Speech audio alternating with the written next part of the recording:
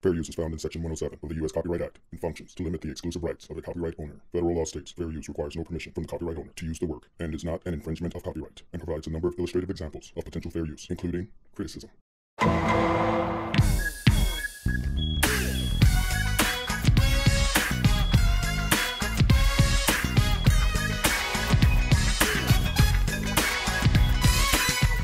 Welcome to Noshü is Live. My name is Noshü. This is Noshü is Live. Welcome to Noshü. My name is Noshü. This is Noshü is Live. Welcome to Noshü is Live.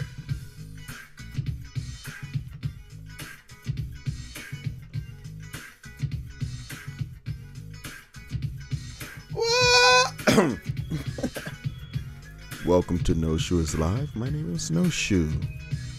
If you like this kind of bullshit that I am presenting to you, please like, subscribe, and share. Alright, so this is going to be probably a short one because I'm doing a little experiment for my future occupation as an on-stage entertainer. So, you know, one of my favorite podcasters, Joe Rogan, was interviewing probably my favorite comedian, Bill Burr. And I think Joe Rogan asked Bill, "Hey Bill, you ever go on stage not knowing what you're going to talk about and dig a hole for yourself and work your way out?" And he said, "Yeah, all the time." Now, I'm starting late to this entertainment. All the skills are inside. Just nobody knows anything about it. So anyway, I've got to shortcut my way to success.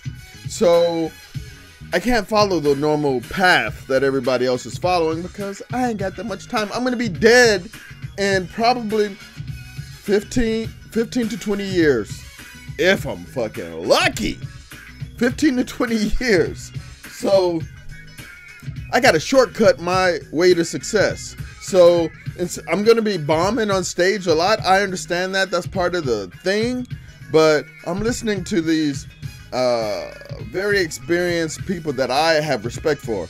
I've never really watched Joe Rogan stand up. I love him as a podcaster, that's for sure. I liked him a lot in Fear Factor. I hated him absolutely in News Radio.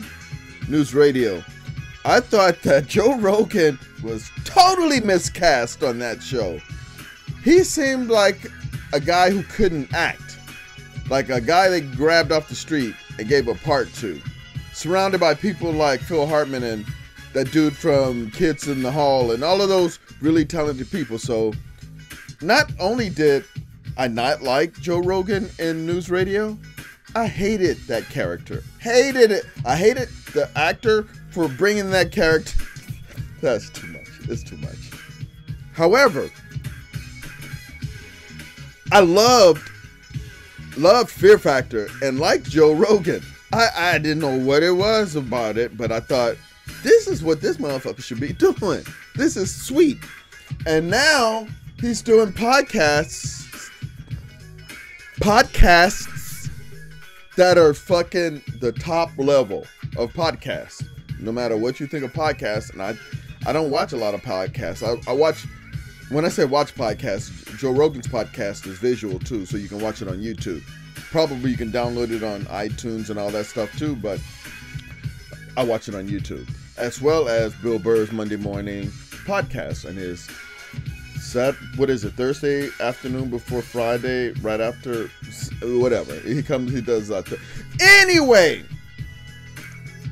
Joe Rogan asked Bill Burr, do you ever go on stage without being prepared with material to work your way out or something like that? Find the podcast on Joe Rogan Experience, the latest one I think it was, of he and Bill Burr. Going up on stage and you're digging your way out. And I understand that because I half-assed do that here already. Not full force. And it's not even real today anymore.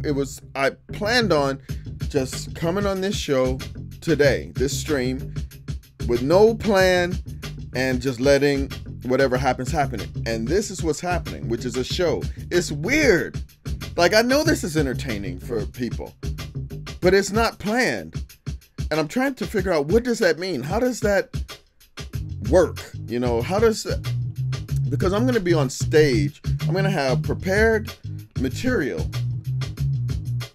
but I want, when, you know, where my life is these days, you know, I'm very much so in the moment. Thank you to the old gods in the new. You know, I'm not really too much in the future, and I'm not too much in the past. I'm usually in the moment. And when I get on stage to do what I'm going to do later this year, I want to feel it. I want to be in the moment, you know?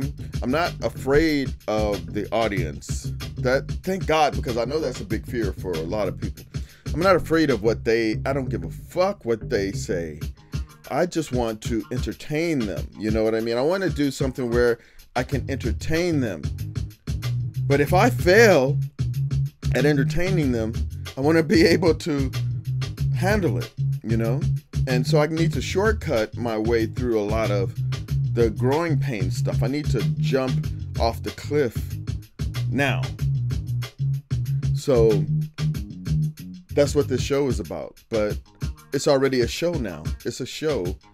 And to me, it doesn't count as jumping into the deep end. So I'm gonna have to do that again later, because the time is almost up for what this show is supposed to be. But it's a great idea. It's a great concept as far as a performing. I don't know. I used to dance. I used to act. I used to do all this stuff. I guess it's called improv. I've never, well, actually, that's another story. I was gonna say I never improvised a dance, but when I was in college, I had to do this dance on television, local television. This is in San Diego. I think the name of the station was KUSI or something like that.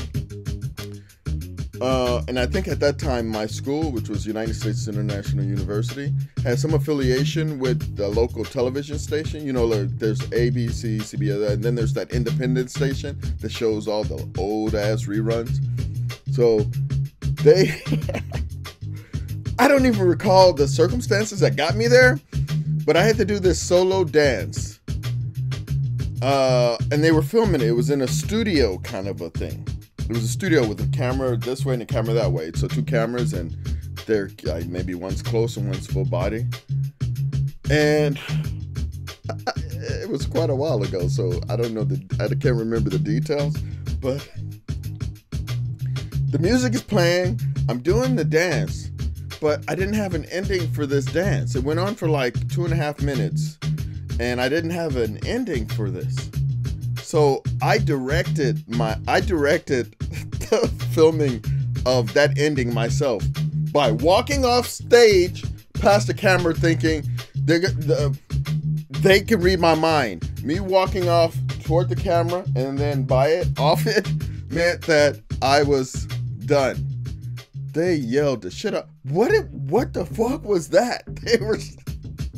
So that was kind of like improvising dance at the time. Point I'm trying to make is,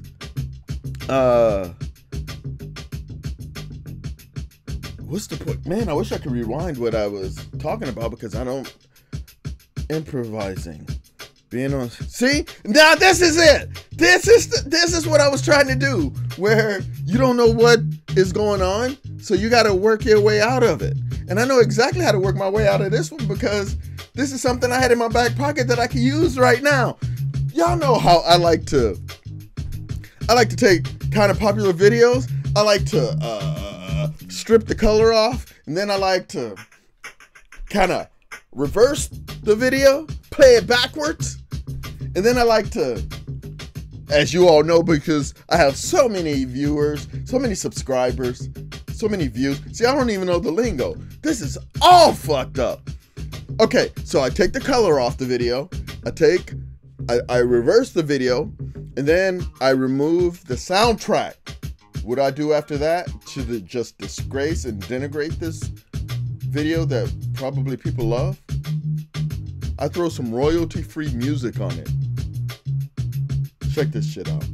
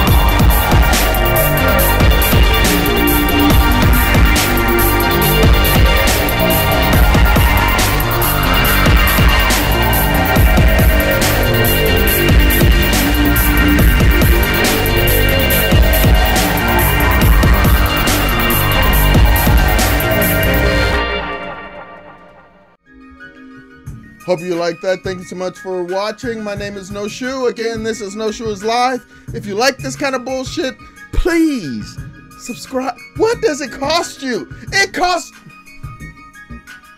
I apologize. I'm very sorry. If you like this, please like, subscribe, share, notify. I'll be back tomorrow. If you see Liza Koshy, tell her I said...